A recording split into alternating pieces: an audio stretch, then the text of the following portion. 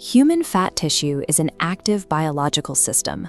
It is a network of cells in constant communication with the rest of your physiology through a complex series of chemical signals. This explains why a standard approach of counting calories and hitting high daily step targets often fails to reduce abdominal mass. Subcutaneous fat, found in the arms and face, is responsive to simple energy deficits. When the body requires more fuel than it consumes, these stores are easily accessed. Visceral adipose tissue, or VAT, behaves differently. Particularly in adults over 40, this deep abdominal fat resists mobilization, even when total daily energy expenditure is high.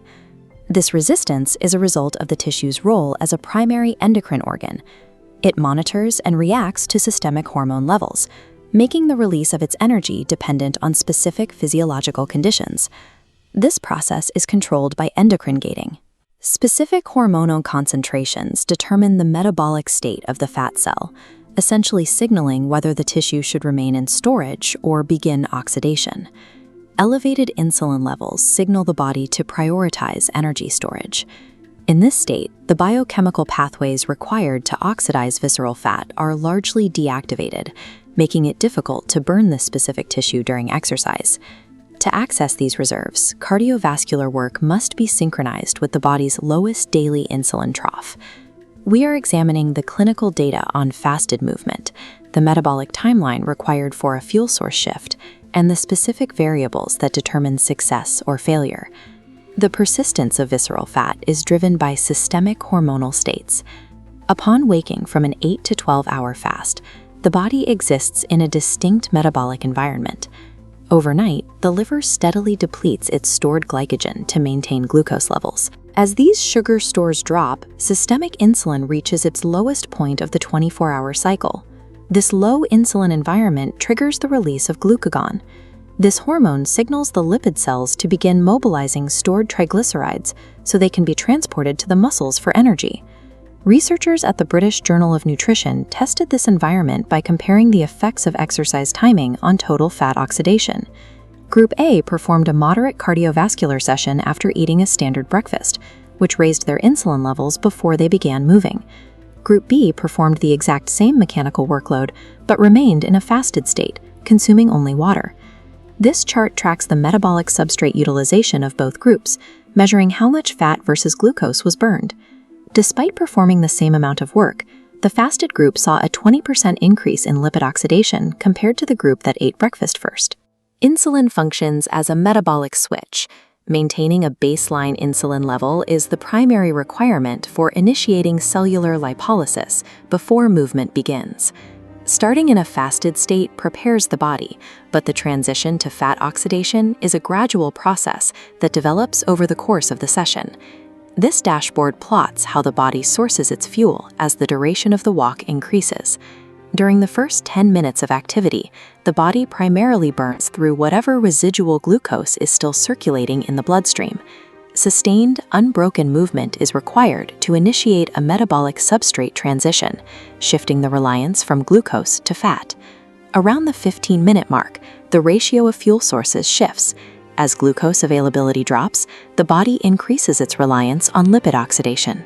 Ending a session before this shift occurs limits the exercise to burning circulating sugars rather than accessing stored tissue.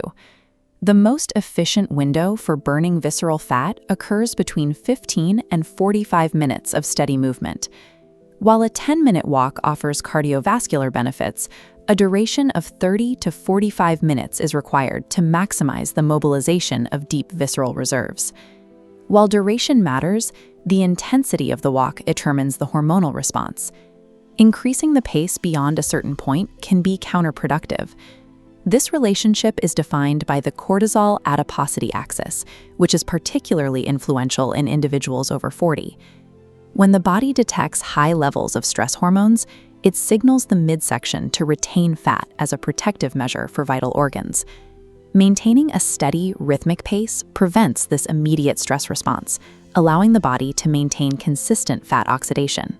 High-intensity training in a fasted state can cause the body to react to the lack of immediate glucose as a survival threat.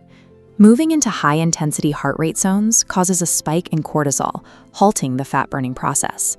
However, moderate steady-state walking in Zone 2 provides sufficient energy demand while actively lowering circulating cortisol levels. Brisk walking serves as a mechanical downregulator for stress, creating the ideal environment for metabolizing fat. Successful execution of this routine depends on following strict intake rules before the walk begins. Consuming a glass of water before stepping out counters the metabolic friction caused by overnight dehydration. Maintaining hydration supports the chemical pathways required to process and transport fatty acids during exercise. Plain black coffee can be used as a stimulant to increase the resting metabolic rate and encourage the release of more fatty acids for fuel. A common mistake is consuming even a small amount of food, like a bite of fruit or creamer in coffee, before the walk.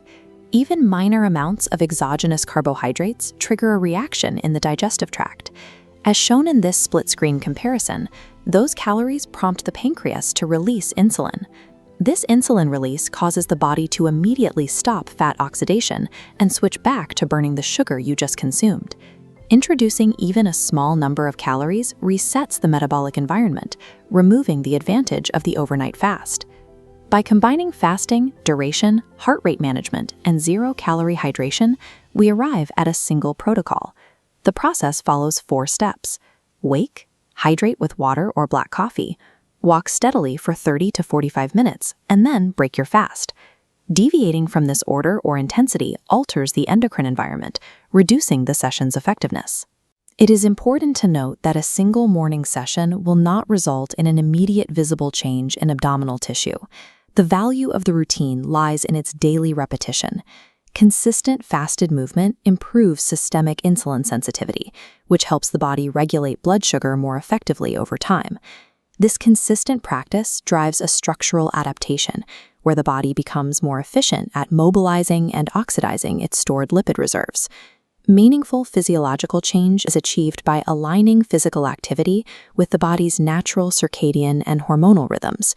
Synchronizing your effort with your internal endocrinology provides a more direct path to fat mobilization than mechanical exertion alone.